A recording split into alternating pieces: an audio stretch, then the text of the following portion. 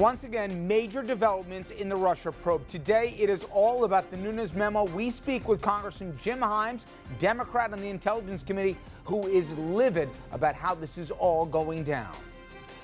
And also, we'll bring in a former federal prosecutor about the legal case. And then we take a look at the politics and whether this will hurt Republicans come November. Also, the Prococo corruption case moving right along. The former top Cuomo aide very close with the governor. We'll discuss the relationship and how we are learning more about it from testimony.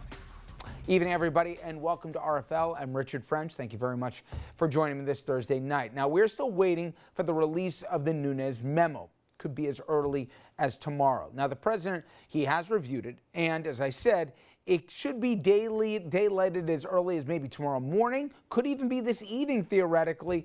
We'll learn soon enough, but nonetheless, it is expected to be released. Also, multiple reports say that the president sees this as yet another way to discredit the whole Russia investigation. Plus, the FBI totally against the entire report, let alone the release of it. The Bureau issued this statement yesterday, quote, "The FBI was provided a limited opportunity to review this memo the day before the committee voted to release it. As expressed during our initial review, we have grave concerns about material omissions of fact that fundamentally impact the memo's accuracy." And CNN reporting that Christopher Wray, the FBI director appointed by Trump after Comey was fired, he could quit over this whole thing, making two FBI directors gone in less than a year's time. Now, the memo itself reportedly shows that the FBI abused its power when it used the Fusion GPS opposition dossier to obtain a warrant to surveil the person believed to be Carter Page. Page, you may remember, he was a Trump campaign advisor who has been under federal investigation for some time now. It also drags Deputy Attorney General Rod Rosenstein and former Deputy FBI Director Andrew McCabe into it as well by detailing their role in the whole thing. And it would not be a pretty picture if the version of the Republicans only is to be released. Many saying the Nunes memo could be used to get rid of Rosenstein, and you can see how the dominoes would materialize after that. He's in charge of justice since the Attorney General Jeff Sessions had to recuse himself, and ergo, he's in charge of Bob Mueller. Let's also take a closer look at Congressman Devin Nunes, head of the Intel Committee. Now, you may remember last year, Nunes basically lost all credibility when he said he had secret intelligence reports backing Trump's claims that he had been wiretapped by the Obama administration. We later found out those papers, they came directly from Trump's White House. Nunes later, he had to recuse himself from the Russia probe as the Ethics Committee looked into whether or not he gave classified info to the White House. But now, to the surprise of many, he's somehow back. He's also the same guy who says that we should have transparency now, but he's blocking the Democrats from telling their side of the story with their minority report. They say he is cherry-picking information that the FBI seems to agree with the characterization. And for more on this, we're joined, frankly, by a person who is more privy to the information that we're about to discuss than just about anyone. I'm talking about Connecticut Congressman Jim Himes, Democrat, and he serves on the aforementioned Intelligence Committee. There are rumors that the FBI director is so upset over the possible release of the Nunes memo that he's prepared to resign. Do you believe he should? Well, I don't know what those rumors are. What I do know is that the FBI and the broader Department of Justice is extremely concerned about this memo for very good reasons. This memo cherry picks facts here and there to draw the picture of partisan bias on the part of FBI, which is bizarre, right? I mean, the people we're talking about here are either Trump appointees to the FBI and the Department of Justice or people who have been lifelong Republicans. So, of course, the FBI is very, very concerned. You know, whether the director should resign or not, obviously, is a decision for him, and I'm not privy to the conversations that he may be having with the president right now about the wisdom of releasing this very misleading memorandum, but I do know that they're upset. The ranking member on your committee, Adam Schiff, he claims that Nunes made 5 material changes to his memo that you never even got to see or let alone vote on. Nunes, he dismissed this as minor grammatical edits. Just how significant is this?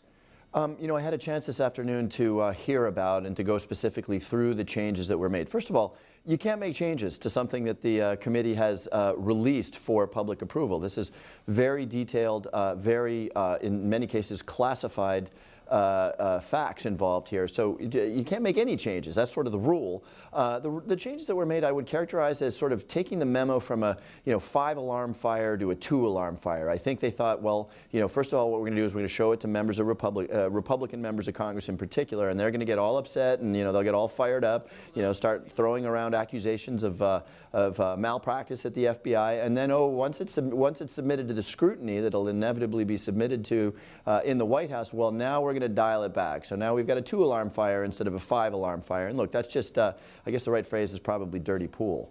There seems to be at least a pattern with Devin Nunes, and there are even rumors here that he once again is coordinating with the White House. What have you heard?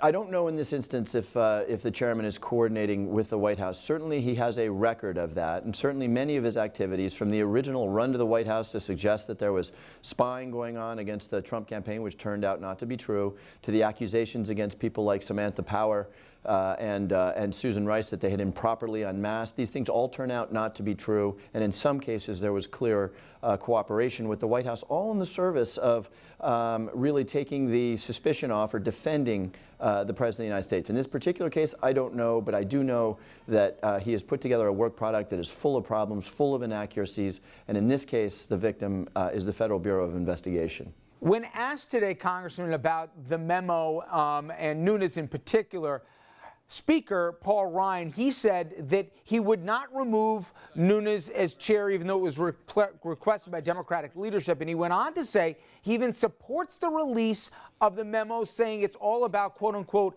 transparency.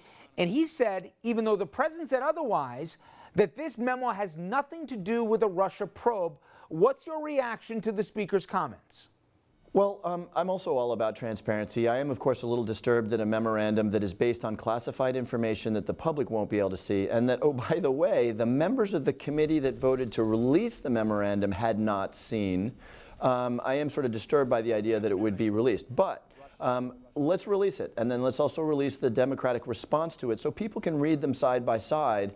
And I think when that happens, when people see the two arguments, they're going to pretty quickly realize that this idea that the FBI was somehow corrupted or biased against candidate or President Donald Trump is just made-up fabrication designed to really delegitimize the FBI and, of course, most importantly, and this is the key, Bob Mueller's investigation of the Russia hack and possible collusion.